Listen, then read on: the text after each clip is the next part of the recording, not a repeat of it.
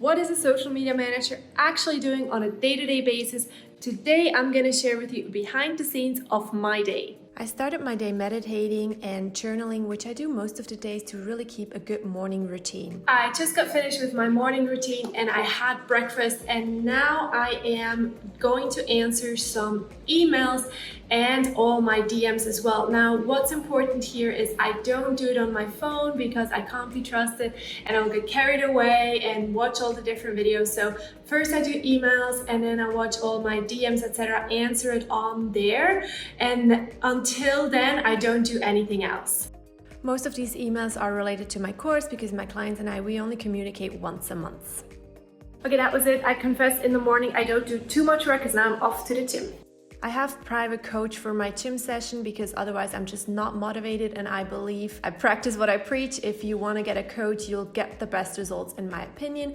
Then I came back and made my shake. I do that usually just as a ritual to really wind down before I get back into my workday.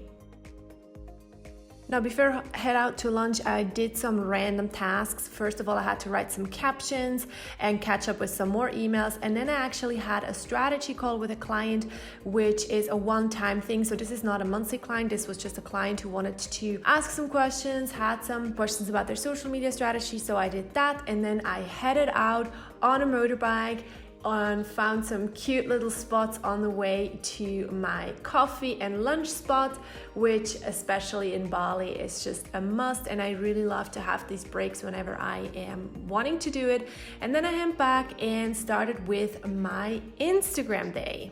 Okay, now I started scheduling some posts for my clients. I do that in Planoly and I already have the photos, but I actually wanted to share a little bit before I even started that process when it comes to scheduling. Okay, you just saw me planning content for my clients. I was planning everything in Planoly and you saw I had the pictures on Dropbox. So how was that process before I even got to that point? How do I get access to their photos and videos? And I got so many messages on different social media channels talking about client communication, and that sometimes just clients email you a photo or video saying, oh, we need to post that tomorrow, and other things like that. So I wanted to share with you the exact process on how that works, because as a freelancer, it's different than if you would work for a company full time. So let's talk about it. First of all, you will get all your photos and videos at least 3 to 4 weeks in advance from your clients. You do not create the content.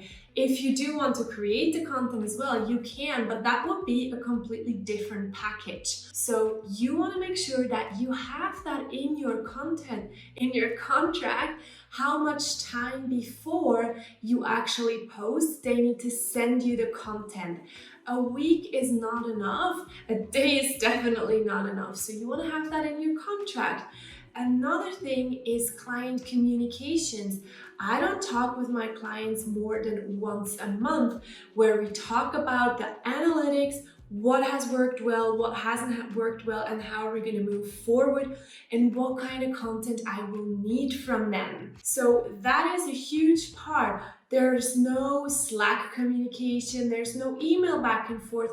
Of course, if there's something happening in the world and we need to adapt quickly, we will communicate. But on a normal day-to-day, we do not communicate, and I already have my content in a folder ready. Now, I shared with you my Dropbox folder, but usually I have a Google Drive with my clients.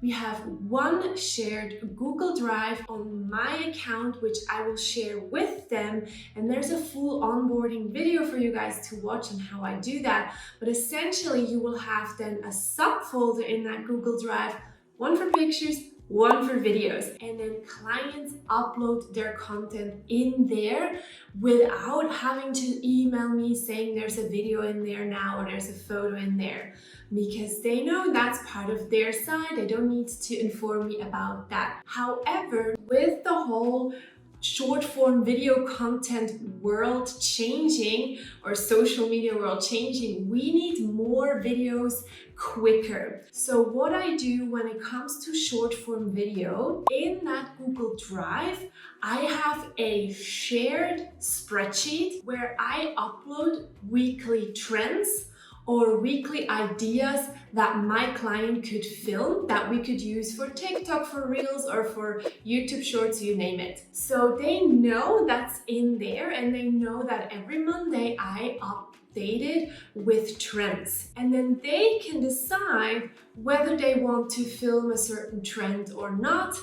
And then I can go back in and check in the folder if it's in there. But if they don't want to, I'm not gonna harass them. It's up to them. I'm just gonna do my part, which is informing them what's happening in the world, what trends do we have, and here's your platform to upload all the video content, all the photos, and then I will do the production. So that means if I have 5 random videos, I can cut them together, I can edit them, I can make a TikTok, I can make a Reels, and I use specific tools for that. So you might want to check out that video as well, on where I share with you what kind of tools I use. Another thing is client content calendars. Whenever I go on TikTok or any other platforms, I see so many people sharing, this is my nicely designed content calendar for my clients. I do it in this program, and then they can approve it. Honestly, as a freelancer, why would my client want to spend or waste time looking at a content calendar approving things or not? That's a thing that's coming from the corporate world, where 5 different managers have to approve something. As a freelancer, I'm the expert, and my client trusts me that I know what kind of content works and what kind of content doesn't work. That's why I initially also created a strategy, and I discussed with them the strategy, and I told them what kind of content ideas I have and what kind of content I will post for them, and I will test for them. Then on our monthly calls, we will decide whether it has worked or not, depending on the numbers. I will share with them, hey, look, all of these kind of reels have performed well, let's do more of them. The quotes I said initially in the strategy have not performed well, so I'm going to do something different. But I'm not going to share with them every single month a content calendar that I have to design, and then they have to approve it, and then I'm going to give them nice categories, or even worse, design it nice in Canva. That takes so much of your time. As a freelancer, you want to make sure you can save time everywhere. You can automate stuff, you can systemize stuff. So you don't need to create a content calendar and share it with your client. It's more important to have a strategy and then execute that strategy and see how it works. And also, I am very transparent with my work. I have all my captions in my Google Drive. I upload the edited videos in my Google Drive. My client has access to the Planoly or Facebook Business Suites, depending which one you use to schedule. So they see everything, and they can tell me if there's something really off that they don't like. But the majority of my clients don't even look at it, because they see the numbers are going up, and that's really all that matters. Right, now that you know what's the process before we even come to the part where I schedule all my content, let's go back into my Instagram day. Okay, now back to scheduling. I'm actually now looking for the matching hashtags.